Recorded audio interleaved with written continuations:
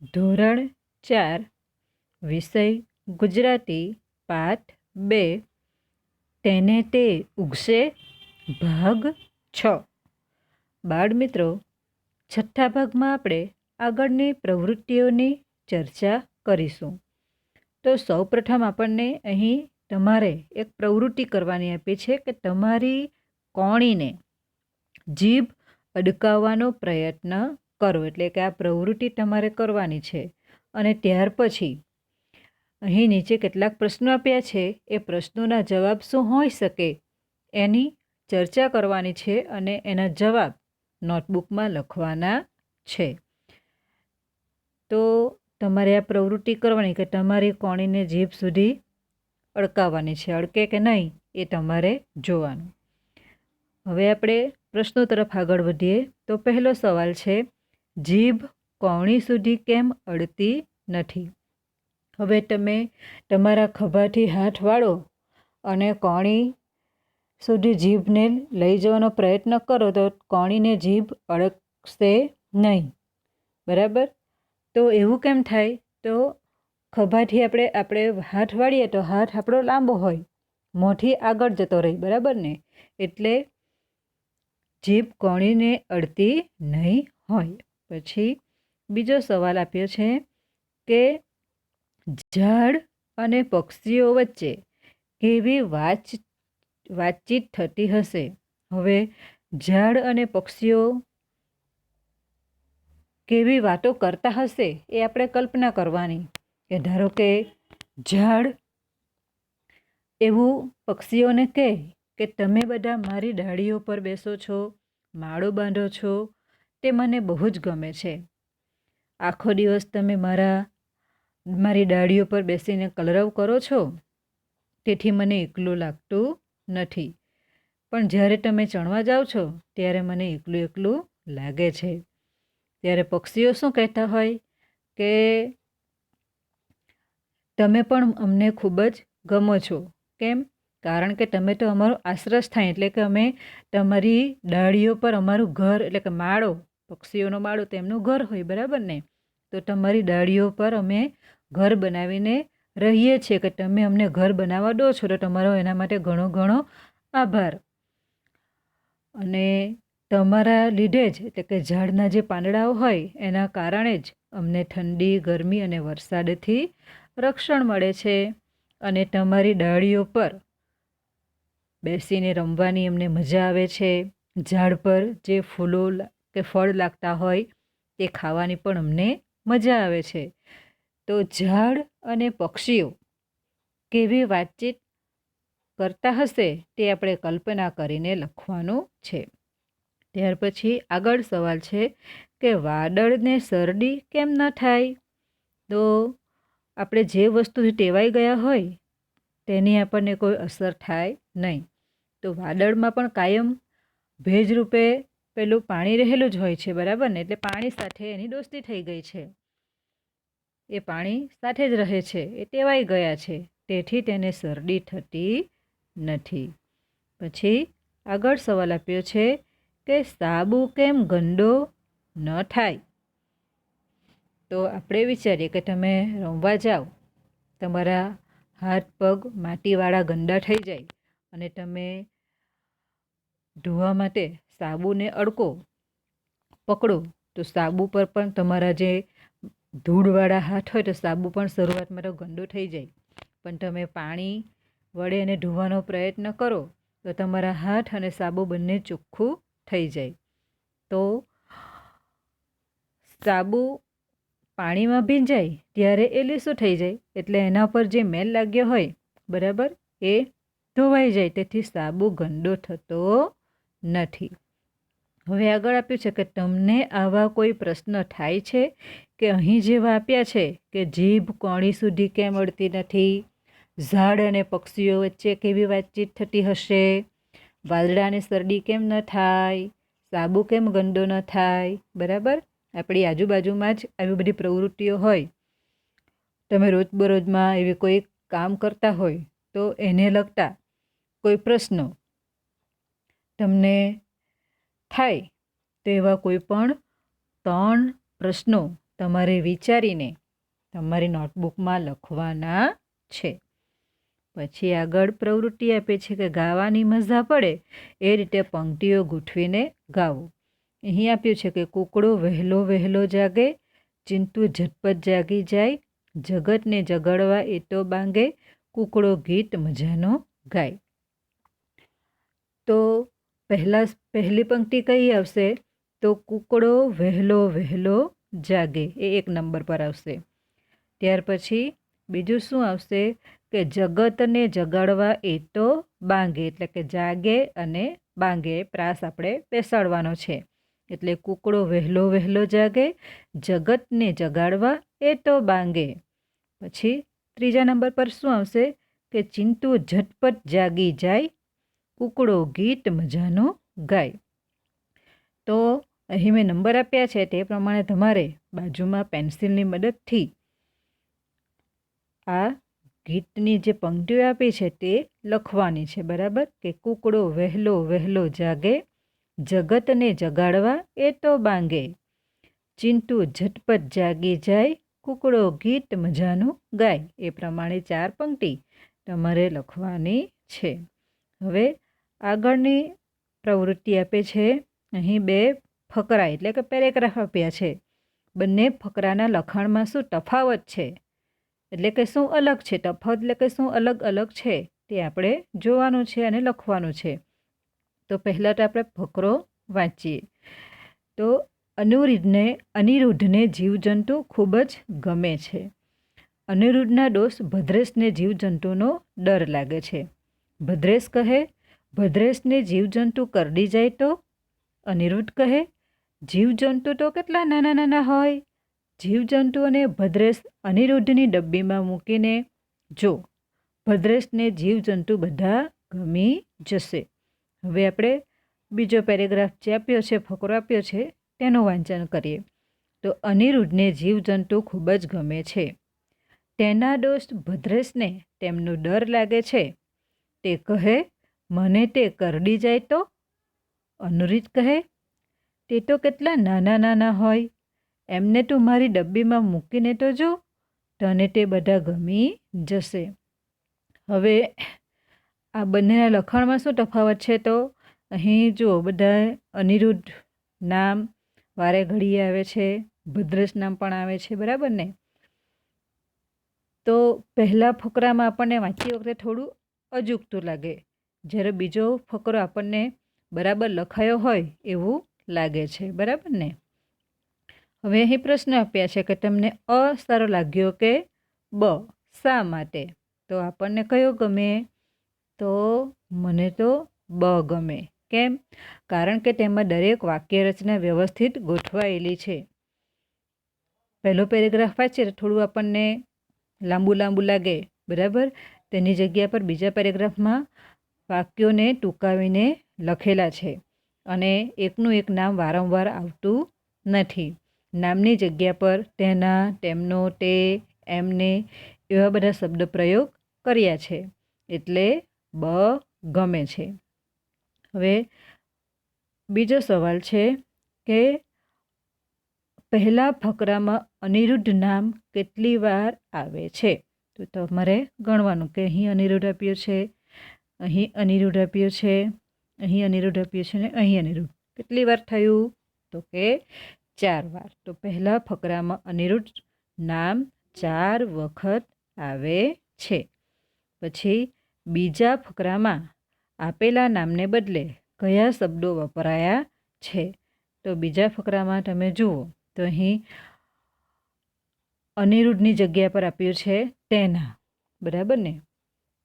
પછી ભદ્રેશને તેમનો એટલે કે જીવજંતુની જગ્યા પર તેમનો ડર લાગે છે.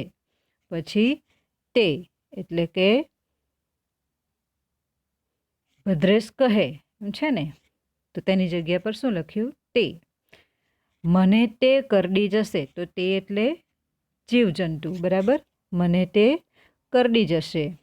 ત્યાર પછી અનિરુદ્ધ કહે, તે તો કેટલા નાના નાના હોય, એમને તું મારી ડબ્બીમાં મૂકીને તો જો. હવે અહીં જીવજંતુની જગ્યા પર એમને છે ને? અને તેને. તો બીજા ફકરામાં નામને બદલે તેમને, તેના, તે, એમને, તેને જેવા શબ્દો વાપર્યા છે. હવે વ્યાકરણની ભાષામાં જોઈએ તો આપણે નામ એટલે કે જે કોઈ પણ વસ્તુ કે વ્યક્તિ માટે જે શબ્દ વપરાય તેને નામ કહેવાય, અને નામની જગ્યાએ જે શબ્દ વપરાય તેને શું કહેવાય? સર્વનામ. તો અહીં ભદ્રેશની જગ્યા પર કે અનુરુદ્ધની જગ્યા પર કે જીવજંતુની જગ્યા પર તેમને, તેના, તે એવા શબ્દો વપરાયા છે. આપણે આગળ જોઈએ તો અહીં છે કે જીવજંતુ એટલે કે તેમનો. તો આપ્યું છે કે ભદ્રેશને જીવજંતુઓનો ડર લાગે છે ને? તો જીવજંતુની જગ્યા પર કયો શબ્દ વાપર્યો છે? તેમનો. પછી બીજું છે કે અનિરુદ્ધને તેના દોસ્ત ભદ્રેશને તેમનો ડર લાગે છે. તો અનિરુદ્ધની જગ્યા પર કયો શબ્દ વાપર્યો છે? તેના. પછી ભદ્રેશ કહે તે મને કરડી જાય તો, એટલે જીવજંતુની જગ્યા પર ભદ્રેશની જગ્યા પર તે. બરાબર.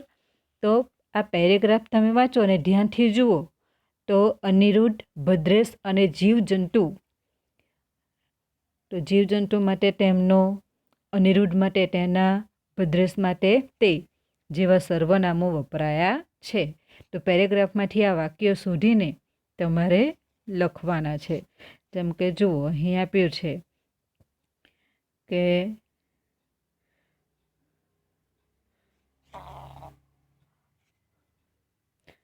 ભદ્રેશને તેમનો ડર લાગે છે. પછી આગળ ઉપર વાક્ય આપ્યું છે કે તેના દોસ્ત, બરાબર ને? એટલે કે અનિરુદ્ધના દોસ્ત. પછી ભદ્રેશ કહે તે મને કરડી જશે તો, બરાબર? એટલે તે એટલે કે ભદ્રેશ એવું વિચારે છે કે જીવજંતુ એને કરડી જશે તો. તો નામની જગ્યા પર જે વપરાય તેને શું કહેવાય? સર્વનામ.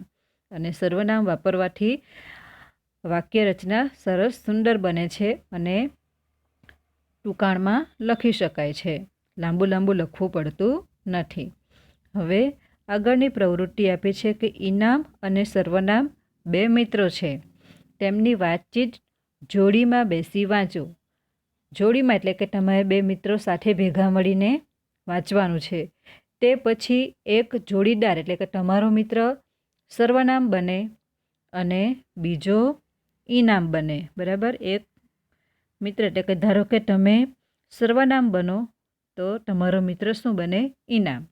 અને એવી રીતે આ પેરેગ્રાફ વાંચવાનું છે. તો આપણે પેરેગ્રાફ વાંચીએ કે સર્વનામ કહે તે આવે પછી આપણે ત્યાં જઈશું. તો ઇનામ કહે શ્યામ આવે પછી તું અને હું મેદાનમાં જઈશું એમ? સર્વનામ કહે હા, ત્યાં જઈને તેઓની સાથે તે રમીશું. ઇનામ કહે મેદાનમાં જઈને વિક્ટર, હરપાલ, રફીક સાથે ખોખો રમીશું, બરાબર ને? સર્વનામ કહે જો તેઓ આવશે તો તેઓને પણ રમતમાં જોડી દઈશું. ઇનામ કહે જો ડાયના, સોનલ, મિત્તલ આવશે તો ડાયના, સોનલ, મિત્તલને પણ રમતમાં જોડી દઈશું એમ? સર્વનામ કહે હા, પછી આપણે બધા ભેગા મળી તે રમીશું. હવે તમને મેં આગળ કહ્યું કે નામની જગ્યા પર જે વપરાય તેને સર્વનામ કહેવાય. હવે તમને આવી રીતે વ્યાકરણ પણ ધીમે ધીમે વ્યાકરણની સમજૂતી પણ આપવામાં આવી છે. અહીં સર્વનામવાળા વાક્યમાં જુઓ તો નામની જગ્યા પર તે છે ને? પછી અહીંયા પણ જુઓ કે તેઓની સાથે તે, પછી તેઓ આવશે, તેઓને છે ને?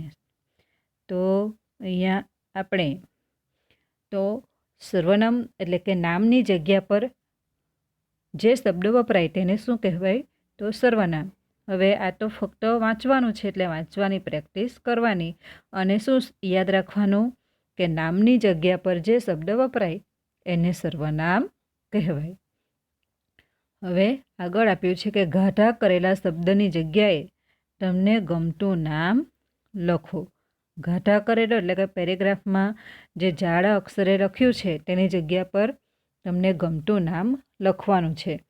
તો પહેલું છે કે ટીવી પર તેનો ફોટો જોયો. હવે તેનો અહીં લખવાનું ને અહીંયા કોઈ પણ નામ, અહીં પંકજ નામ લખ્યું છે, બરાબર.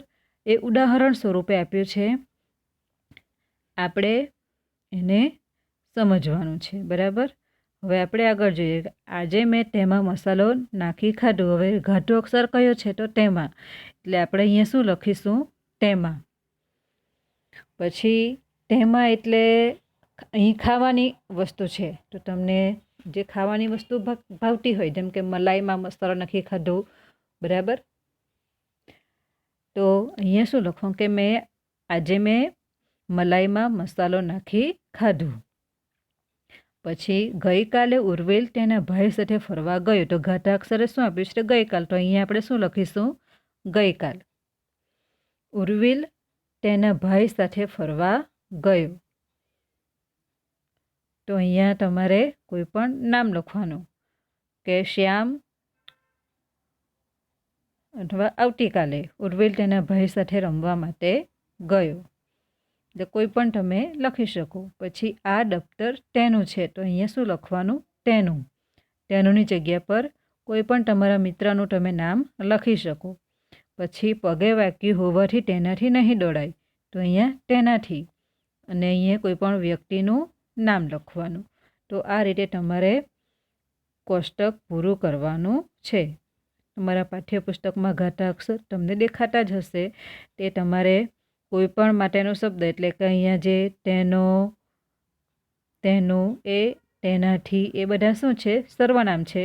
તેની જગ્યા પર આપણે નામ લખવાના છે, બરાબર. એટલે આ તમને વધારે સમજ માટે છે કે નામની જગ્યા પર જે વપરાય તેને શું કહેવાય? સર્વનામ. હવે આગળ પ્રવૃત્તિ આપી છે, વાંચો અને જવાબ લખો. કલમલ કબૂતર ઘૂ ઘૂ કરે છે, તે ચણ ચણે છે. તો તે એટલે કોણ? તે એટલે કોણ? તો કે કબૂતર. કબૂતરનું નામ શું છે? તો કલમલ. એટલે તે એ શું છે? કલમલ કબૂતર માટે વપરાયેલો સર્વનામ છે, બરાબર. એટલે કલમલ કબૂતરની જગ્યા પર શું વપરાયું સર્વનામ તરીકે? તે. એટલે આપણે શું લખવાનું છે ખાલી જગ્યામાં? કલમલ કબૂતર. પછી આગળ જોઈએ. તો આગળ વાક્ય છે. વાક્ય આપ્યું છે કે ખાલી જગ્યા ઝાડ પર બેઠો હૂપ હૂપ કરી છે. તો હવે વિચારવાનું કે હૂપ હૂપ એવો અવાજ કયું પ્રાણી કરે છે? બધાને જવાબ આવડે ને? તો એ નામ તમારે લખવાનું. પછી ત્રીજું આપ્યું છે કે મારું નામ શ્રેય છે. શ્રેય 4થા ધોરણમાં ભણું છું. તો બીજા વાક્યમાં, આ બીજું વાક્ય કહેવાય, બરાબર ને? પૂર્ણ વિરામ આવે તો એક વાક્ય, પૂર્ણ વિરામ પછીનું બીજું વાક્ય. તો બીજા વાક્યમાં શ્રેયને બદલે શું લખવાથી વાક્ય સાચું બને? તો શું આવશે ખાલી જગ્યામાં? હું. આપણે આખું વાક્ય વાંચીએ કે મારું નામ શ્રેય છે, હું 4થા ધોરણમાં ભણું છું. એટલે ખાલી જગ્યામાં અહીંયા શું આવશે? હું. હવે આગળ છે કે હર્ષિલ હોશિયાર છે. પછી અહીંયા બે ઓપ્શન આપ્યા છે, તેને કે તે. શિક્ષક બનવું છે તો ખોટો વિકલ્પ છેકવાનો. તો શું આવશે? કે હર્ષિલ હોશિયાર છે, તેને શિક્ષક બનવું છે. એ વાક્ય તમારે ફરીથી અહીં લખવાનું છે કે હર્ષિલ હોશિયાર છે, તેને શિક્ષક બનવાનું છે, અને તે પર પેન્સિલથી છેકો પાડવાનો છે. હવે આગળ વાક્ય આપ્યું છે કે આપણા રાષ્ટ્રપિતાનું નામ મોહનદાસ ગાંધી છે, તેમને સૌ મહાત્મા ગાંધી તરીકે ઓળખે છે, તેઓ હંમેશા સાચું બોલતા. હવે પ્રવૃત્તિ છે કે કોણ સાચું બોલતું? તો કોણ સાચું બોલતું? તો અહીં આપ્યું છે કે તેઓ હંમેશા સાચું બોલતા. તેઓ એટલે કોણ? તો મોહનદાસ ગાંધી અથવા મહાત્મા ગાંધી. બીજા વાક્યમાં એમના નામને બદલે કયો શબ્દ વાપર્યો છે? તો મોહનદાસ ગાંધી અને મહાત્મા ગાંધીની જગ્યા પર અહીંયા કયો શબ્દ વાપર્યો છે નામની જગ્યા પર? તો તેવું. એટલે તમારે અહીંયા શું લખવાનું છે કે તે કોણ સાચું બોલતું હતું? તો મોહનદાસ ગાંધી અને મહાત્મા ગાંધી. કોઈ પણ એક નામ તમે લખી શકો, અથવા ઓબ્લિક કરીને બંને નામ લખી શકો. અને એમના નામને બદલે કયો શબ્દ વપરાયો છે? તો તેઓ. એ તમારે લખવાનું. એટલે કે નામને બદલે જે શબ્દ વપરાય તેને શું કહેવાય? તો સર્વનામ. એટલે મોહનદાસ અને મહાત્મા ગાંધી એની જગ્યા પર કયો સર્વનામ વપરાયું છે? તો તેઓ. હવે તો યાદ રહી ગયું ને, કેટલી બધી પ્રવૃત્તિ આવી ગઈ કે નામના જગ્યા પર જે શબ્દ વપરાય તેને શું કહેવાય? સર્વનામ. આ તમારે યાદ રાખવાનું છે. હવે આગળ ઊભા થાઓ. રેડી, 1 2 3. ચાલ આપણે ફરવા જઈએ. આ ગીતડું ગાવાનું છે. હવે આગળ ગીત ગાઈને પછી પ્રવૃત્તિ આપે છે કે પહેલા ફકરાને આધારે બીજા ફકરાની ખાલી જગ્યા પૂરો. તો અહીંયા પેરેગ્રાફ આપ્યો છે તે આપણે વાંચીએ. એક તપેલી લો. તપેલીમાં એક ગ્લાસ પાણી રેડો. તપેલીમાં 1 ચમચી ખાંડ નાખો. ખાંડને હલાવીને ઓગાળો. 1 લીંબુ કાપી લીંબુનો રસ તપેલીમાં નાખો. તપેલીમાં 1 ચમચી મીઠું નાખો. બરાબર.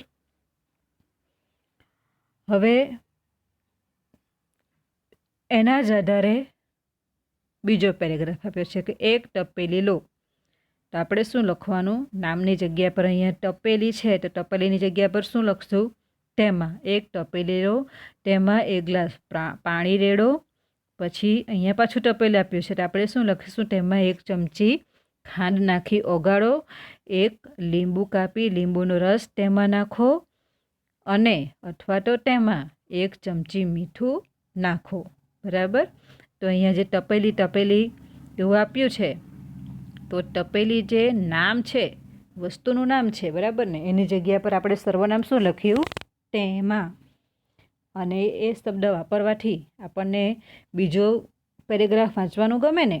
હવે આગળ બીજો પેરેગ્રાફ આપ્યો છે તે વાંચીએ કે બજારમાંથી પતંગ ખરીદ્યા, દોરા ખરીદ્યા, પતંગની કન્ના બાંધી, પતંગને ફૂમતું લગાવ્યું, પતંગને આકાશમાં ચગાવ્યા, પતંગને આકાશમાં દૂર દૂર સુધી જવા દીધા, આખો દિવસ પતંગ સાથે ખૂબ મજા કરી, સાંજે પતંગ ઉતારી લીધા.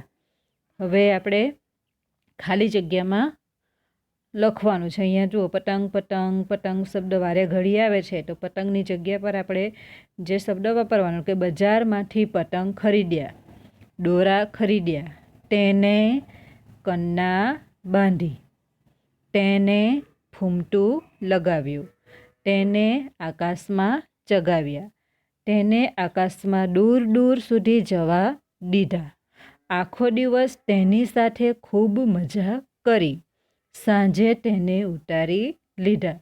તો પહેલા પેરેગ્રાફમાં જેટલી વાર પતંગ આવે તેની જગ્યા પર આપણે શું? તેને અને તેની જેવા સર્વનામો લગાવીને વાક્યો ટૂંકા બનાવ્યા અને સરસ રીતે પેરેગ્રાફ આપણને વાંચવો ગમે એવો પેરેગ્રાફ આપણે બનાવી શકીએ. હવે આગળ જોઈએ તો આગળ પ્રવૃત્તિ આપે છે 3ના જૂથમાં કામ કરો. આપેલા વાક્યો વાર્તામાંથી શોધો. જે શબ્દ બધા માટે વપરાયો હોય તેની નીચે વાર્તામાં લીટી કરો. અહીં તે શબ્દ તથા તે શબ્દ કોના માટે વપરાયો છે તે લખો. હવે અહીં વાક્યો આપ્યા છે કે અમને ચણ વીણતા શીખવવામાં હોશિયાર. એમને અહીં આપ્યું છે એક ઉદાહરણ આપણને, બરાબર ને, કે શું કરવાનું છે કે વાર્તામાંથી બધા માટે જે શબ્દ બધા માટે વપરાયો હોય તેને નીચે લીટી દોરવાની છે અને કોના માટે અને શાના માટે વપરાયો છે. તો અહીં એમને એ બધા માટે વપરાયો છે, બરાબર. એટલે કે પેલી કૂકડી એના બચ્ચાઓને ચણ વીણતા શીખવવામાં હોશિયાર એવું છે ને, એટલે કે બધા બચ્ચાઓ માટે, એટલે એમને ચણ શીખવવામાં હોશિયાર. તો કોના માટે વપરાયું છે? કે કૂકડી માટે, કે કૂકડી એના બચ્ચાને ચણ ચડતા શીખવે છે. હવે આપણે બીજા વાક્યની ચર્ચા કરીએ તો એ ઉડીને કૂકડીની પાસે આવી. હવે અહીંયા ઉઠીને છે પણ ઉડીને આવશે. ઉડીને કૂકડીની પાસે આવી. તો અહીંયા આપણે શું લખીશું? એ એટલે કોણ? તો અહીં કાબર. ક્યારે ઉડીને આવે છે? તો જ્યારે કુકડી પહેલીવાર વંડી પર ચડી છે અને આસપાસની દુનિયા જુએ છે ત્યારે કાબર એની પાસે આવે છે અને એને કહે છે ને કે તારે માથે સરસ મજાની કલગી ઉગી. તમે જો પાઠને ધ્યાનથી વાંચો, એટલે કે પહેલાં આપ્યું છે કે આપેલા વાક્યો વાર્તામાંથી શોધો, એટલે તમે પાઠ વાંચો તો તમને ખબર પડે કે જ્યારે કુકડીના માથે કલગી ઉગે છે અને વંડી પર પહેલીવાર ચડે છે ત્યારે કાબર કુકડીની પાસે આવે છે. એટલે આપણે અહીં એ લખીશું અને કોના માટે? એ એટલે કાબર. કાબર ઉડીને કુકડીની પાસે આવી. હવે ત્રીજું છે કે અહીં જમીન પર આપણે રમીએ. તો અહીં આપણે. હવે આપણે એટલે કોણ? તો કુકડીની, એટલે કે જે બીજી કુકડીઓ છે તે, એટલે કે અન્ય કુકડીઓ અથવા કુકડીની બહેનપણીઓ, બરાબર ને? કે પેલી કુકડીને કહે કે મારે ઉડવું છે, વંડી પર ચડવું છે, બરાબર ને? વંડી પરથી કેવું બધું દેખાય છે તે જોવાની ઈચ્છા છે. ત્યારે એની બહેનપણીઓ એને કહે ને કે આપણે અહીં રમીએ, રમવાની કેવી મજા પડે. એટલે અહીં આપણે લખીશું અને અહીં શું લખીશું? તો અન્ય કુકડીઓ અથવા કુકડીની બહેનપણીઓ, કારણ કે પાઠમાં બહેનપણી શબ્દ વાપરેલો છે. પછી આગળ, શું કામ તારે આવા શોખ કરીને? તો અહીં તારે શું કામ છે તારે આવા શોખ કરીને? તો આવું કોણ બોલે છે? તો કૂકડો બોલે છે. કોના માટે બોલે છે? તો કુકડીને કહે છે. કેમ કે કુકડી એવું કહે ને કે મારે પણ વંડી પર ચડવું છે. ત્યારે કૂકડો એને કહે ને કે તારે શું કામ છે આવું શોખ કરીને? તો અહીં તારે લખશું અને આ કોના માટે વપરાયું છે? તો કુકડીના માટે વપરાયું છે, બરાબર ને? કૂકડો કુકડીને કહે છે. પછી આગળ, મને કલગી ઉગે ન ઉગે તારે શું? બરાબર. તો અહીં મને એટલે કોણ? કુકડી. હવે આ કોના માટે વપરાયું છે? તો મને કલગી ઉગે ન ઉગે તારે શું? એટલે મને એટલે કોણ? તો કુકડી માટે, બરાબર ને? કે જ્યારે કાગડો એને કહે છે ને કે ઉડી ઉડીને તારે શું કુકડો થવું છે, ત્યારે કુકડી બેન કહે છે ને કે મને કલગી ઉગે કે ન ઉગે તારે શું છે? એટલે આ કુકડીના માટે વપરાયું છે. ત્યાં એણે શું જોયું? તો એણે. ત્યાં એણે શું જોયું? એણે એટલે કોણ? અહીંયા આપણે એણે લખશું, બરાબર? એણે એટલે કોણે? તો કુકડીએ, બરાબર?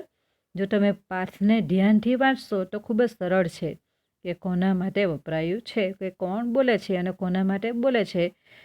તો આ પ્રવૃત્તિ તમારે લખવાની છે.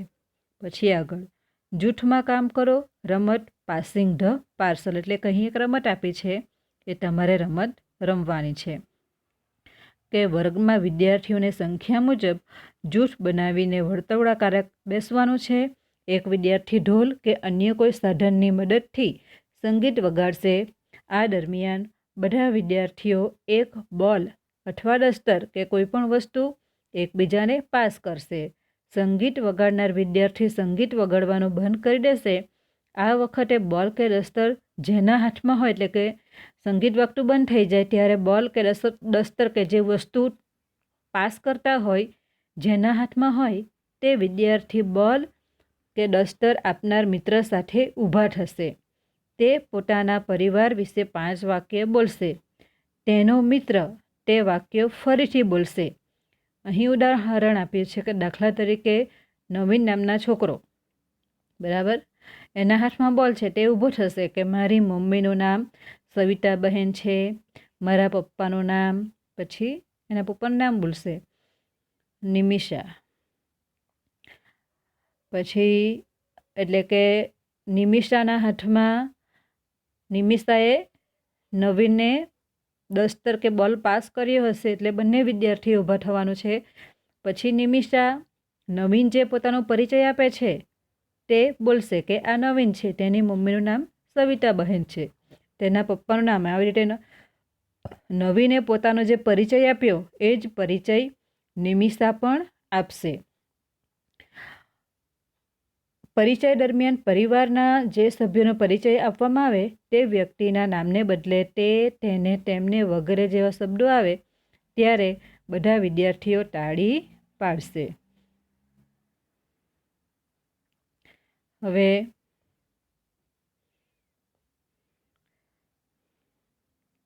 આ પ્રવૃત્તિ તમારે કરવાની છે, બરાબર. હવે આગળ જોઈએ કે મોઢેથી ગાઓ. વાંદરાભાઈ તો બોલે બોલે, હુપ હુપ હુપ હુપ હુપ હુપ. ઝાડપાન ખાઈ તોડે હુપ હુપ હુપ હુપ હુપ હુપ. આ ગાવાની પ્રવૃત્તિ છે. હવે વાર્તા મોઢેથી વાંચો અને પ્રશ્નોના જવાબ લખો. કાગડીએ પૂરી પગ નીચે દબાવી. કાગડાએ આંખ એકવાર ડાબા કાગડું તરફ અને બીજી વાર જમણા કાગડું તરફ ફેરવી. બંને કાગડુએ તરત જ પોતપોતાની પૂરી પગ નીચે દબાવી. પછી ચારે જણ જોરથી કા કા ગાવા લાગ્યા. શિયાળ શિયાળબી શિયાળવું એ ત્રણેય કાન દબાવી ઊભી પૂંછડીએ નાઠા. હવે એક વાર્તા છે. હવે અહીં કાગડા પરિવારના સભ્યોના નામ. તો કાગડા પરિવારમાં સભ્યોમાં અહીં શું આપ્યું છે કે કાગડી છે ને, પછી કાગડો અને કાગડું. જે નારી જાતિ તમને આગળ શીખવેલી તે પ્રમાણે નર જાતિ, નારી જાતિ, સ્ત્રીલિંગ, પુલ્લિંગ, બરાબર, અને નાન્યતર જાતિ. તો કાગડી સ્ત્રીલિંગ, કાગડો પુલ્લિંગ અને કાગડું એ નાન્યતર જાતિ. એ તમારે શીખવાનું છે, બરાબર. પછી બીજું છે કે પૂરી કુટુંબના સભ્યોમાં. તો પૂરીમાં તો પૂરી શબ્દ આપ્યો છે એટલે આપણે પૂરી જ લખીશું. અને પૂરી કોના ઘરમાં છે તો કાગડી, એટલે અહીંયા પણ કાગડો કાગડી કાગડું પણ લખી શકાય. પૂરી કુટુંબના સભ્યો, તો પૂરી કોના કુટુંબમાં છે, કોની પાસે પૂરી છે તો કાગડાઓ પાસે છે, બરાબર ને, કાગડા પાસે. હવે ખોટો વિકલ્પ છેકો કે કાગડો કાગડી અને બંને કાગડુઓ જોર જોરથી